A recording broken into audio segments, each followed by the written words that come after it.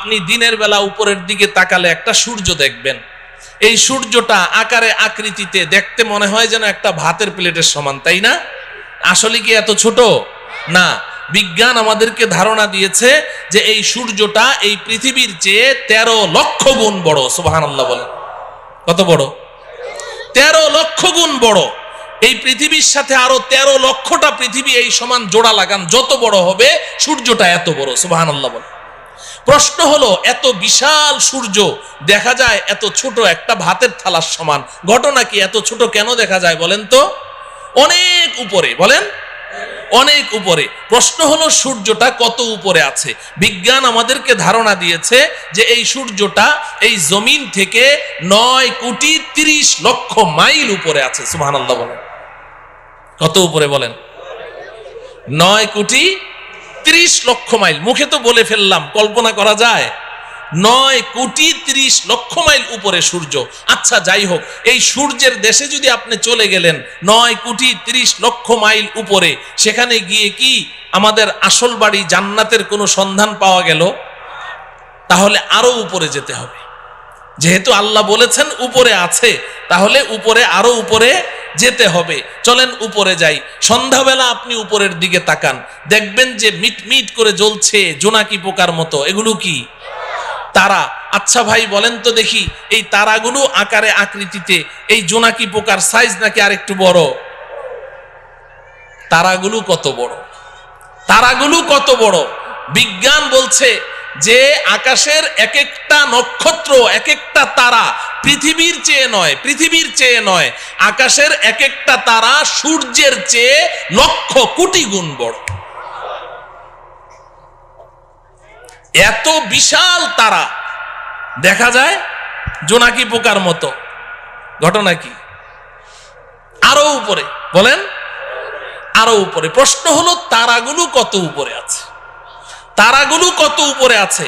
বিজ্ঞান এ ব্যাপারে আমাদেরকে কোনো ধারণা দিতে অক্ষম। তবে অনেক গবেষণা করে বিজ্ঞান একটা তারার সন্ধান বের করেছে, যেটা পৃথিবীর সবচেয়ে কাছে, সবচেয়ে নিচের যেই তারকাটি, জমিনের সবচেয়ে কাছে, এটার নাম বিজ্ঞান দিয়েছে প্রক্সিমা সেন্টারাই। বিজ্ঞান বলে প্রক্সিমা সেন্টারাই নামের এই দুনিয়ার সবচেয়ে কাছের যেই তারাটি, এটা এই জমিন থেকে 25 লক্ষ কোটি মাইল উপরে আছে। কত উপরে? 25 লক্ষ না, 25 লক্ষ কোটি মাইল উপরে। 25 কোটিও না, 25 লক্ষও না, কত? 25 লক্ষ কোটি মাইল উপরে হচ্ছে সবচেয়ে কাছের তারা। তাহলে উপরের তারাগুলো কোথায় আছে? বিজ্ঞান বলে এই ব্যাপারে আমরা কোনো ধারণা দিতে পারবো না। তাফসিরে রুহুল বায়ান নামে একটি কিতাব আছে, তাফসিরের কিতাব। তাফসিরে বলেন রুহুল বায়ান, তাফসিরে রুহুল বায়ান। এই কিতাবের মধ্যে আছে, আল্লাহর কুদরত বুঝার জন্য বলছি, আমাদের বিবেকের মধ্যে এতটুকু ধারণ ক্ষমতা নেই বুঝার মতো, আল্লাহর কুদরত একটু বুঝার জন্য বলছি। এই যে স্টেজে লাইট জ্বলছে, এই যে আলো জ্বলছে, এই আলো দৌড়ায় কি দৌড়ায় না? আলো দৌড়ায় না? আপনি টর্চ অন করেন, টর্চ লাইট, সাথে সাথে আলোটা দেখবেন ওই দেয়ালের গায়ে দেখা যাচ্ছে। দৌড় মারলো কিনা? কত মাইল স্পিডে? আলোর গতি কত বলেন? প্রতি সেকেন্ডে, ঘন্টায় না, প্রতি সেকেন্ডে 1,86,000 মাইল দূরে চলে যায় আলো। আপনি চোখের পলক মেরেছেন না, এই চোখের পলকে আলোটা কত দূর চলে যায়? 1,86,000 মাইল। একটু কল্পনা করেন আল্লাহ পাকের কুদরত কত, শক্তি কত। এই আলোর গতিটা মনে রাখেন। এবার তাফসিরে রুহুল বায়ানের মধ্যে আছে আল্লাহ রব্বুল আলামিন আকাশে এমন অসংখ্য অগণিত তারা সৃষ্টি করেছেন। যেই দিন আল্লাহ পাক ওই তারাগুলোকে সৃষ্টি করেছেন, কত হাজার বছর আগে সৃষ্টি করেছেন আল্লাহ ছাড়া কেউ বলতে পারবে না। যেই দিন ওই তারাগুলো সৃষ্টি করেছেন, ওই দিন প্রত্যেকটা তারা তাদের নিজ নিজ আলো পৃথিবীর দিকে ছেড়ে দিয়েছে। ওই আলোগুলো দৌড় শুরু করেছে প্রতি সেকেন্ডে 1,86,000 মাইল স্পিডে দৌড় শুরু করেছে। আজও সেই আলো পৃথিবীর দিকে দৌড়াচ্ছে, আজও দৌড়াচ্ছে, এখনো পর্যন্ত পৃথিবীতে এসে পৌঁছতে পারে না। অতএব কল্পনা করে দেখুন যে আকাশের তারাগুলো কোথায় আছে। আল্লাহ। আচ্ছা, সেই আকাশের তারা যেখানে আছে সর্বোচ্চ তারা ওই পর্যন্ত গেলাম, কিন্তু আসল বাড়ির কোনো খোঁজ খবর পাওয়া গেল? হ্যাঁ, তাইলে আরো উপরে যেতে হবে। যেতে রাজি? এই জমিন থেকে সবার উপরে যেই তারাটি আছে এর উপরে আর কোনো তারা নেই, সৌরজগৎ শেষ, এরপরে মহাশূন্য শুরু হয়ে গেছে। এই জমিন থেকে সবার উপরে যেই তারাটি আছে ওই পর্যন্ত আপনি যেই পরিমাণ পথ অতিক্রম করলেন, সবার উপরের তারাটা পার হয়ে আরো ঠিক এই সমপরিমাণ মহাশূন্য পাড়ি দিয়ে আপনি যদি উপরে যেতে পারেন, সেখানে গিয়ে পাবেন প্রথম আসমানের তলা। কি পাওয়া যাবে? প্রথম আসমানের তলা পাওয়া যাবে। আসমান আছে না নাই? হ্যাঁ, বিজ্ঞান কি বলে? বিজ্ঞানের ছাত্ররা এখানে আছে না? বিজ্ঞান তো আসমানকে স্বীকার করে না। বিজ্ঞান বলে আকাশ বলতে কিছু নেই। আল্লাহ, আকাশ আছে তো, বিজ্ঞান অস্বীকার করলো যে। একটা গল্প শুনবেন। আমি তখন হেফজখানায় পড়ি, আমাদের ওস্তাদজির মুখে শুনেছি। এক বুড়ি, তার পৃথিবীতে একটা পুত্র সন্তান, আর কেউ নেই। ওই পুত্র সন্তানটাই তার অন্ধের যষ্টি, ওইটাই তার সম্বল। অনেক শখ করে ওই বুড়ি তার ছেলেকে বিয়ে করিয়েছে, তবে পুত্রবধূ সর্বসাকুল্যে 1.5 হাত লম্বা। কত? 1.5 হাত লম্বা মানুষদেরকে আপনারা কি বলেন? বামুন, বাইটটা। আচ্ছা বলেন, বামুন বলেন। ওই ময়মনসিংহের ওইদিকে বামুন বীর বলে, তো বাইটটা। এখন 1.5 হাত লম্বা পুত্রবধূ। তো একদিন বুড়ি পাকঘরে বসে রান্না করছে, তরকারি চুলায়। এখন পানি ঢালবে, কলসি নাড়া দিয়ে দেখে 1 ফোঁটা পানিও নেই। তো বৌমাকে ডাকলো, বৌমা কলসিটা নিয়ে যাও, পুকুর থেকে 1 কলসি পানি নিয়ে আসো, তাড়াতাড়ি আসো, চুলায় কিন্তু তরকারি, তাড়াতাড়ি আসো। বৌমা পানি আনতে গেছে তো গেছে, আধা ঘন্টা পার, বৌমা আর আসে না। বুড়ি চিৎকার করে বলছে, বৌমা পানি আনতে তো 5 মিনিট লাগে, তুমি আধা ঘন্টা পর্যন্ত করছোটা কি? তরকারি পুড়ে ছাই, আজকে কপালে আর তোমার খাবার জুটবে না, তুমি গেলে কোথায়, মরলে নাকি? বৌমা পাশের রুম থেকে চিৎকার দিয়ে বলে, আম্মা আমি 5 মিনিটেই তো পানি নিয়ে এসেছি, তো দিচ্ছ না কেন? ওই আম্মা একটা অ্যাক্সিডেন্ট হয়ে গেছে। কি অ্যাক্সিডেন্ট হলো? বলে যে আম্মা বিয়ের সময় আপনি না আমাকে একটা স্বর্ণের চেইন দিয়েছিলেন। বলে হ্যাঁ, ওই চেইনটা ছিঁড়ে কলসির মধ্যে পড়ে গেছে। তো হয়েছেটা কি? কলসির মধ্যেই তো পড়েছে। কয় যে আম্মা হ্যাঁ, কলসির মধ্যেই তো পড়েছে, তুমি নিজে দেখেছো? বলে আমি নিজের চোখে দেখলাম কলসির মধ্যে পড়েছে। তো তাহলে এক কাজ কর, তোর মাথায় কি বুদ্ধি শুদ্ধি নাই? তুই এক কাজ কর, কলসির মুখ দিয়ে হাতটা ভরে দে, কলসির তলা থেকে চেইনটা তুলে নে, পানিটা চেঞ্জ করে নিয়ে আয়, আর না হলে 5 মিনিট সময় বেশি লাগবে, তুই আধা ঘন্টা পর্যন্ত করছিসটা কি? বৌমা পাশের রুম থেকে চিৎকার দিয়ে বলে, আম্মা এই মাত্র আপনি যেই বুদ্ধিটা শিখাইলেন, আমি আধা ঘন্টা থেকে ওই কাজেই ব্যস্ত আছি। কিন্তু আম্মা বড় আশ্চর্যের ব্যাপার, আপনার কলসির তো তলা নাই। আপনার কলসির কি নাই? তলা নাই। বুড়ি পাকঘর থেকে বলে, বৌমা কলসির তলা তো কলসির তলার জায়গায় ঠিকই আছে, তুই যে বামন বীর বাইটটা, তোর হাত খাটো ওই পর্যন্ত যায় না। বলেন ঠিক কিনা? আল্লাহ রব্বুল আলামিন কোরআনে হাকিমে বারবার বলেছেন, একটি নয়, দুইটি নয়, আমি 7টি আসমান সৃষ্টি করেছি। আল্লাহর কথা কখনো অবাস্তব হতে পারে না।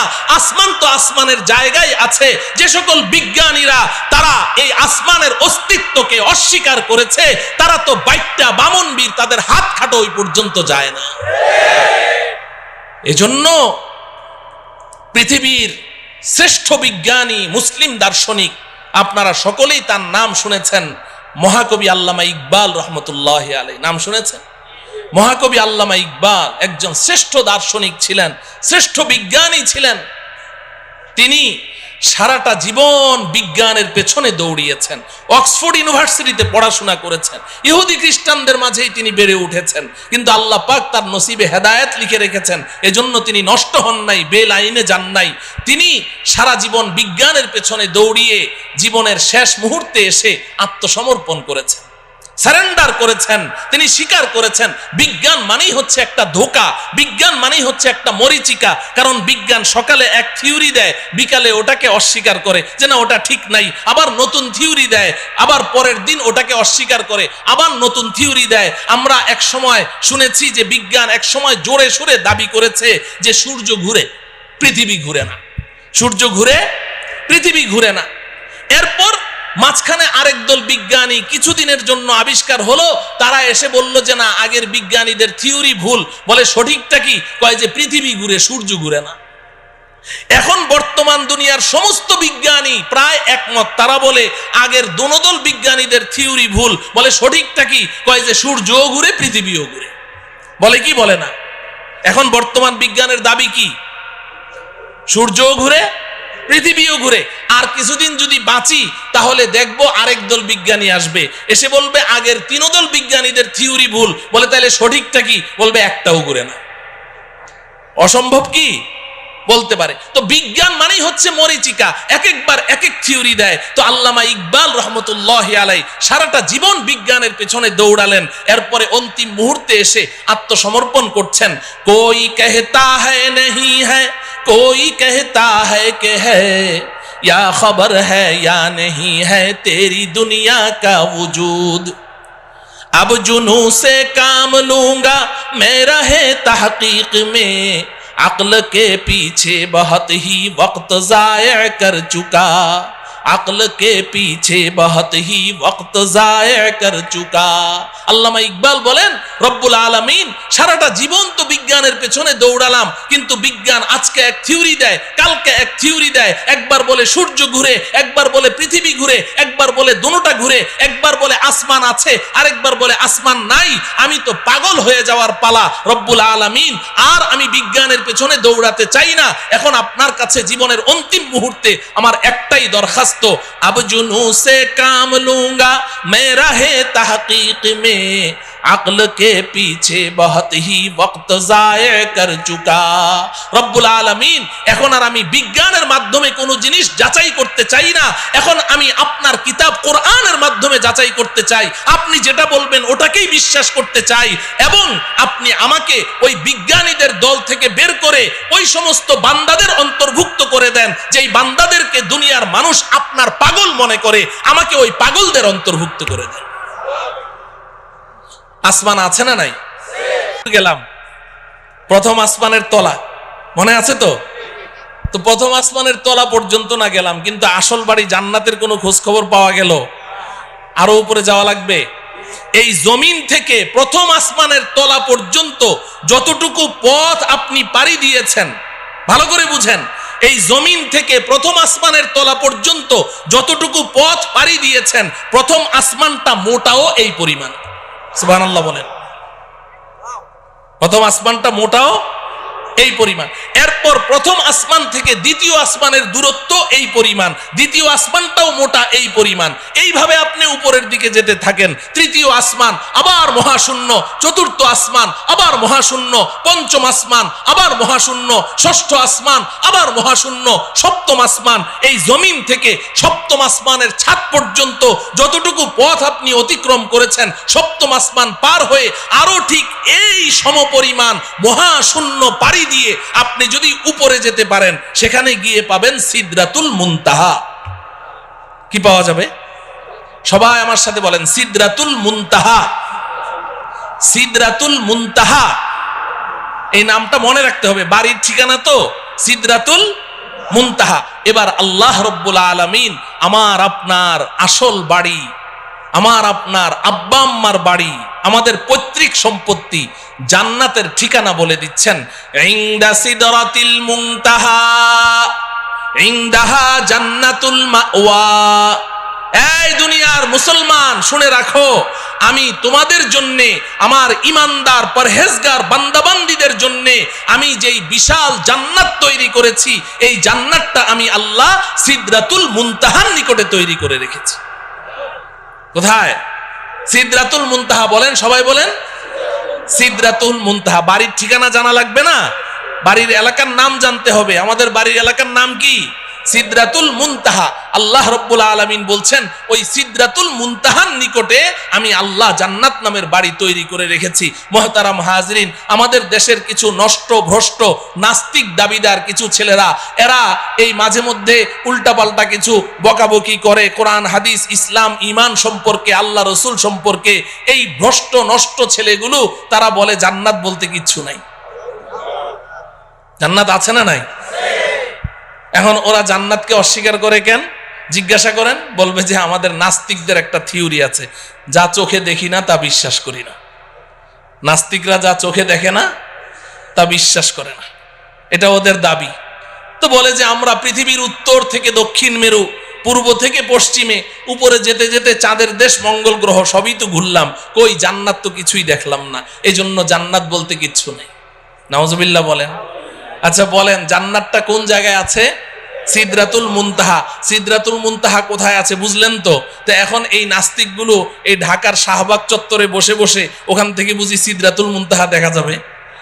হ্যাঁ, তো দুনিয়াতেও তারা জান্নাতকে অস্বীকার করেছে, সিদরাতুল মুনতাহা পর্যন্ত পৌঁছতে পারলো না, দুনিয়াতে অস্বীকার করেছে।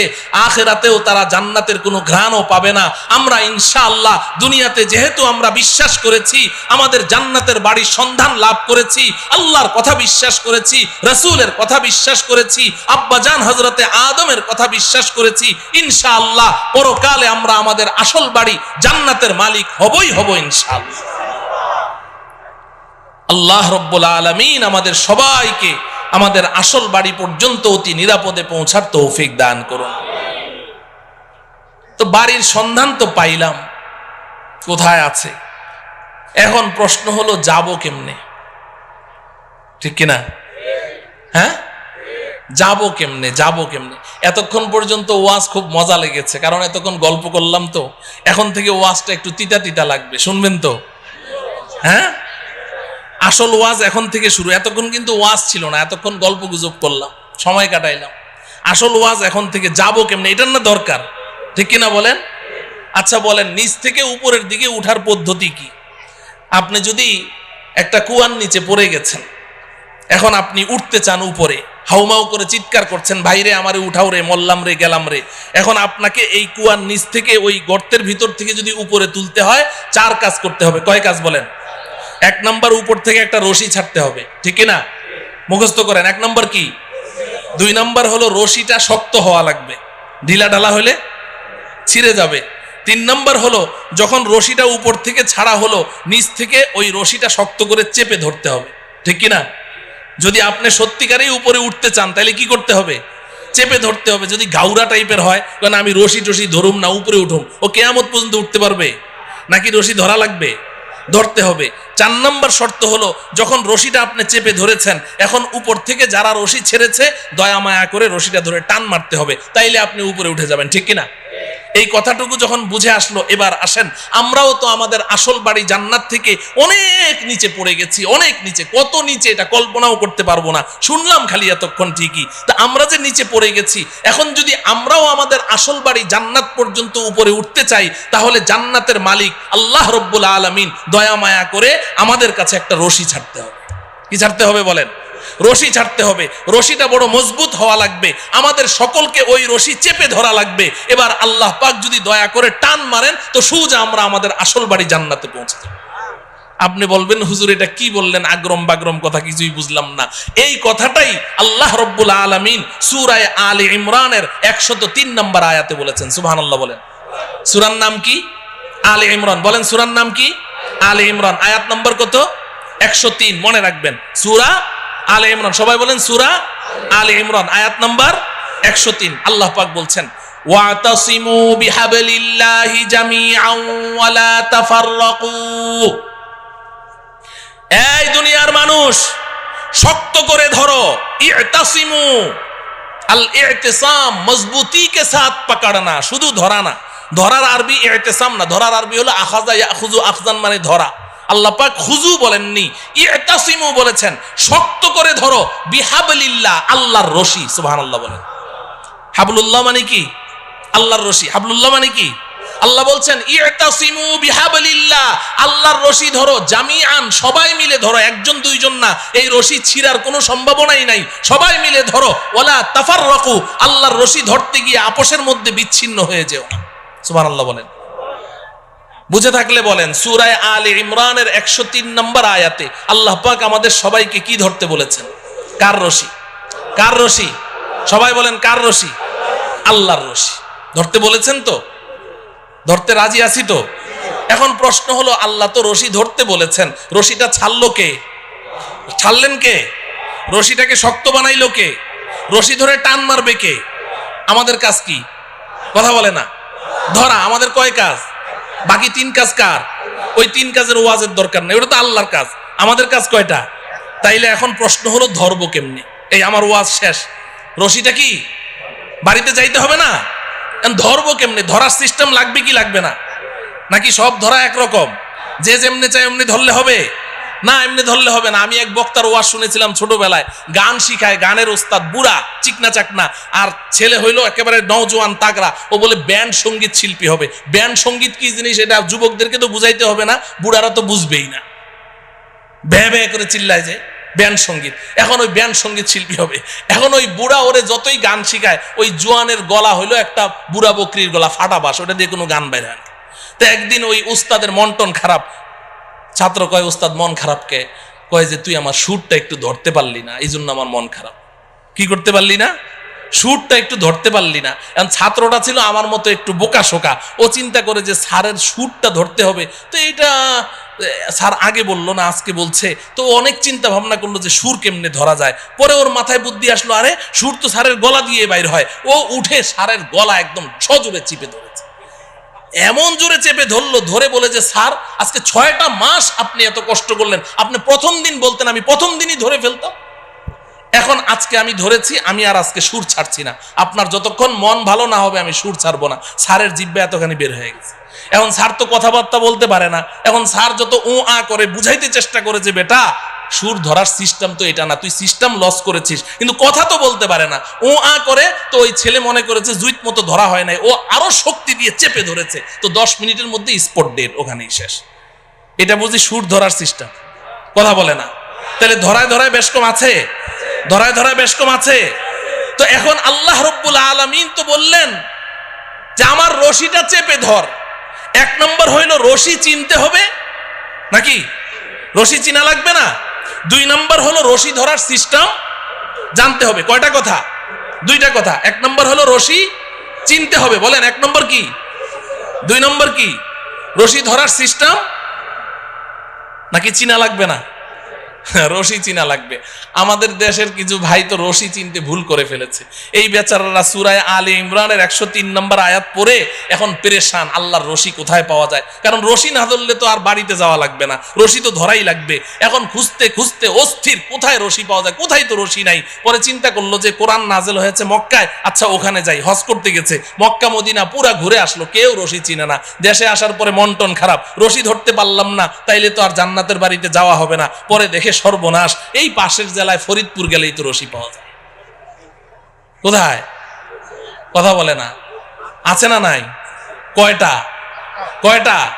কয় যে পাইছি, একে জন্মের মতো গিয়ে চেপে ধরে। ও আমার প্রিয় ভাইয়েরা, আপনাদের বিবেকের কাছে জানতে চাই, আল্লাহ তাআলা এমন রশির কথা বললেন যেই রশি পৃথিবীর কোথাও নাই, মক্কায়ও নাই, মদিনায়ও নাই, ফরিদপুর জেলায় গেলে পাই। এই রশি কি সেই রশি? এই রশি কি সেই রশি? তাইলে কি আমরা সবাই একমত হতে পারি যে আমাদের যে সমস্ত ভাইয়েরা ওই ফরিদপুরের 8 রশিতে গিয়ে হাত দিয়েছে তারা রশি চিনতে ভুল করেছে? যদি এই এলাকায় কেউ থাকেন আজকে তওবা করবেন, আজকে তওবা করবেন। করবো তো ইনশাআল্লাহ। ওই রশি না রে ভাই, আল্লাহর রশি কি এটা আগে চিনতে হবে। তাফসিরের কিতাব খুলেন, আমার কথা শোনার দরকার নেই, আমি তো সূরার নাম আয়াত নাম্বার বলে দিয়েছি। আপনি যে কোনো একটা গ্রহণযোগ্য তাফসিরের কিতাব খোলেন, সব মুফাসসিরিনে কেরাম এক কথা বলেছেন, এখানে কেউ 2 কথা বলেন নাই। তারা পরিষ্কার বলে দিয়েছেন হাবলুল্লাহি আল কুরআন, আল্লাহর রশির নাম হলো আল কুরআন। সুবহানাল্লাহ। আল্লাহর রশির নাম কি? আল্লাহর রশির নাম কি?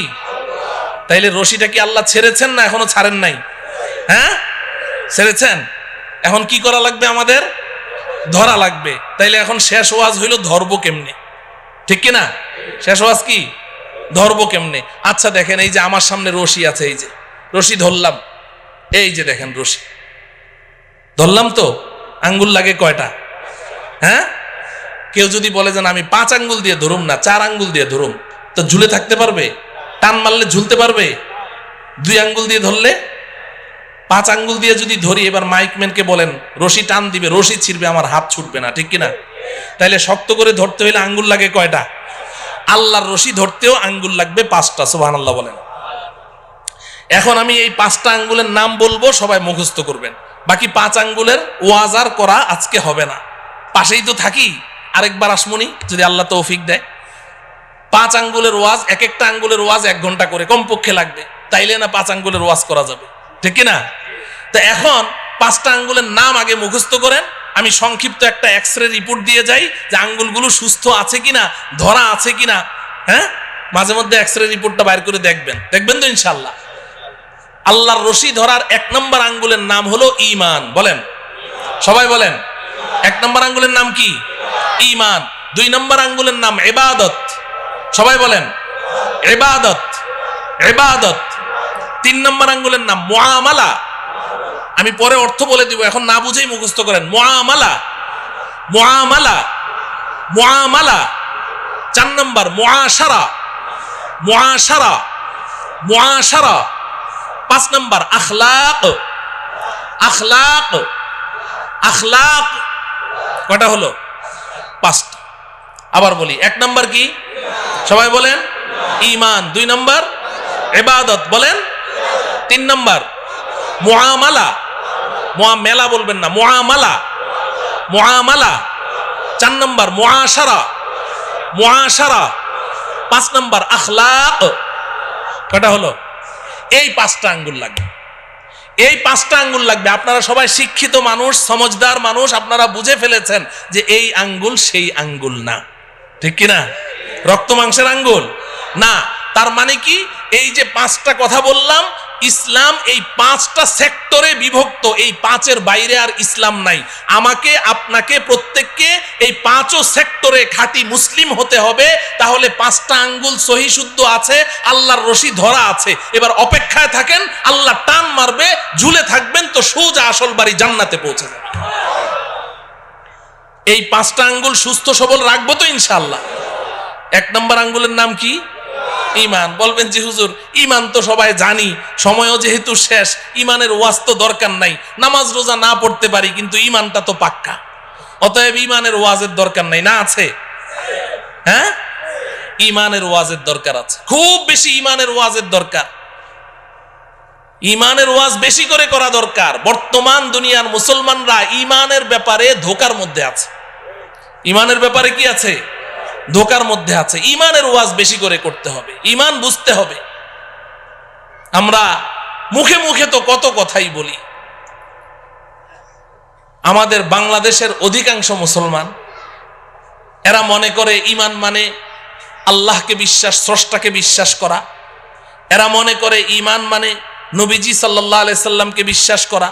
তা আমি তো আল্লাহকেও বিশ্বাস করি, নবীকেও বিশ্বাস করি, পরকালকেও বিশ্বাস করি, দ্যাটস এনাফ, আমি একজন খাঁটি ঈমানদার। যার কারণে নামাজ নাই, রোজা নাই, হজ নাই, যাকাত নাই, কোরআন কিতাব, আল্লাহ রসুল কিচ্ছু নাই, কিন্তু খাঁটি ঈমানদার, ঠিক কিনা? সমাজে এই জাতীয় মুসলমান আছে না নাই? কম না বেশি? 95%। তো যে কথা বলছিলাম, তাইলে 1 নম্বর আঙ্গুলের নাম কি?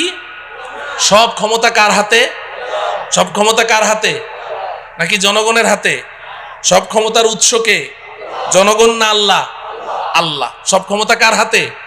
সন্তান দেওয়ার মালিক কে? তাইলে সন্তান না হইলে শাহ আলী মাজারে যাবেন? হ্যাঁ, যায় না মুসলমানরা? যায়। শাহ আলী বাবা কি সন্তান দিতে পারে?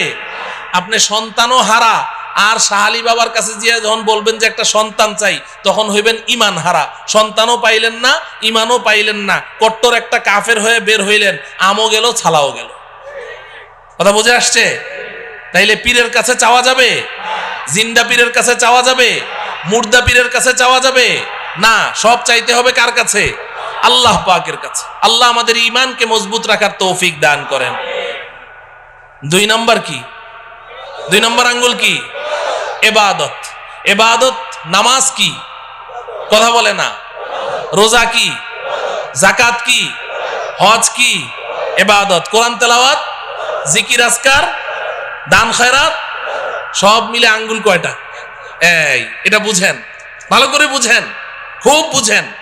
নামাজ, রোজা, হজ, যাকাত, কোরআন তেলাওয়াত, জিকির আজকার, দান খয়রাত সব মিলে আঙ্গুল কয়টা? একটা। আমাদের সমাজে যেই মুসলমানটা 5 ওয়াক্ত নামাজ পড়ে, রোজা রাখে, যাকাত দেয়, হজ করে, তাসবিহ জপে, কোরআন তেলাওয়াত করে, জিকির করে, দান খয়রাত করে, আমরা বলি সমাজের সর্বশ্রেষ্ঠ মুসলমান, ঠিক কিনা? হ্যাঁ, কিন্তু আঙ্গুল কয়টা?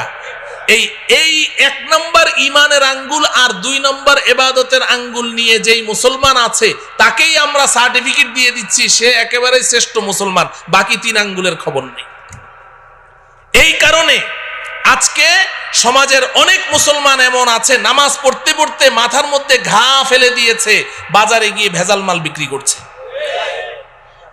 যুগ যুগ ধরে সুদ খাচ্ছে, যুগ যুগ ধরে সুদের সাথে জড়িত, যুগ যুগ ধরে ঘুষের সাথে জড়িত, হারাম মাল বিক্রি করছে, কিন্তু আবার নামাজও পড়ছে। কারণ সে মনে করে যে আমি তো পাক্কা মুসলমান, এগুলোর মধ্যে আবার ইসলাম আসলো কোত্থেকে?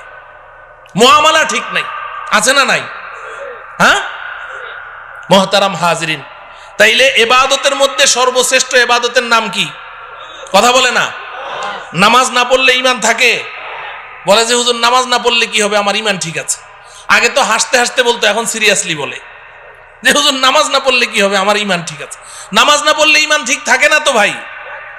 নবীজি বলেছেন, আমার কথা না, বাইনাল আবদি ওয়াল কুফরি তারকুস সালাহ, কে ঈমানদার কে বেঈমান এটা কি কপালে লেখা আছে? চিনবো কেমনে? নবীজি বলেন, আমি বলে দিচ্ছি কেমনে চিনবা, দেখো লোকটা নামাজ পড়ে কিনা। যদি নামাজ পড়ে বলো ঈমানদার, নামাজ না পড়লে চুপ, কিছুই বলার দরকার নেই। কিন্তু ঈমানের সাক্ষী দেওয়ার জন্য কি লাগবে? নামাজ লাগবে। নামাজ পড়বো তো ইনশাআল্লাহ, নাকি নামাজ ছাড়া ঈমানদার? আল্লাহ পাক বুঝার তৌফিক দান করেন। 3 নম্বর আঙ্গুলের নাম কি?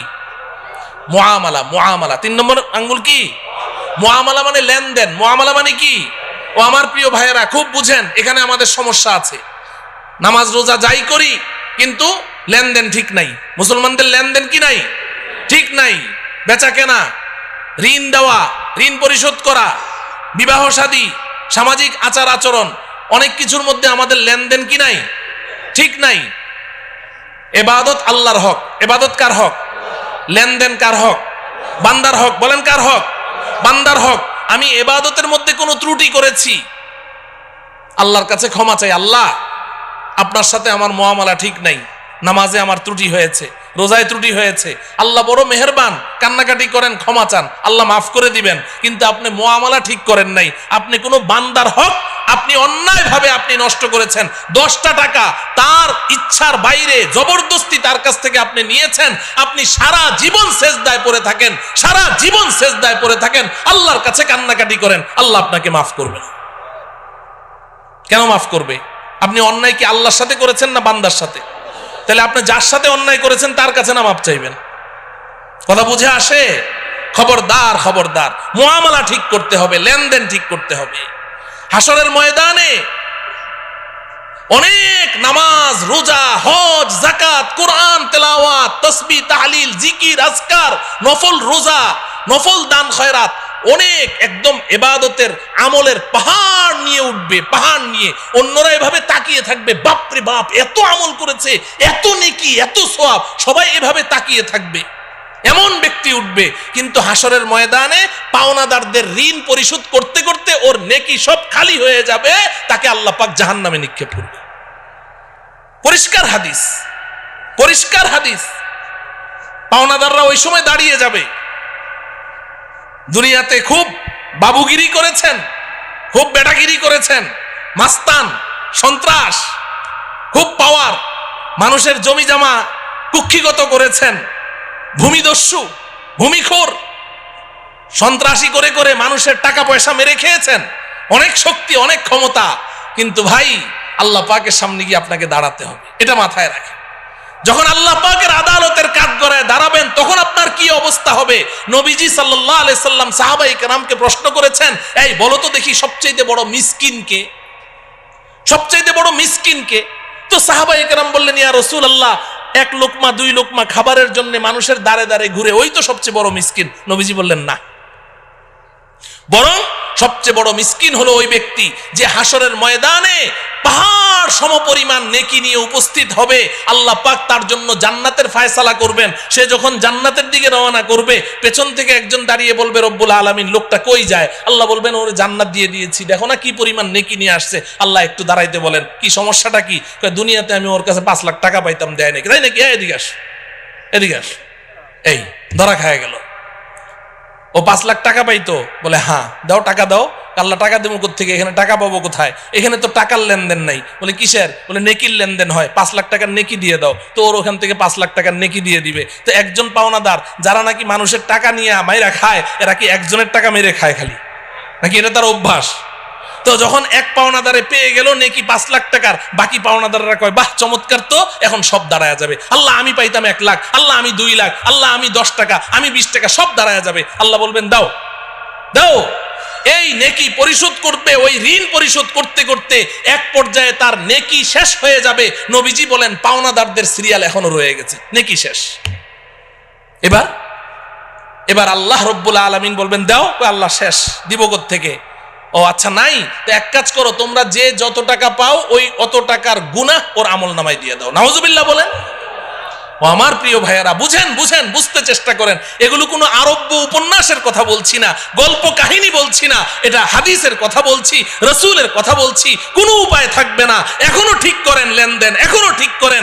1টা টাকা কেউ পায়, 2টা টাকা পায়, 5টা টাকা পায়, অন্যায় ভাবে নিয়েছেন, তাড়াতাড়ি পরিশোধ করেন। কোনো উপায় থাকবে না, কোনো উপায় নাই।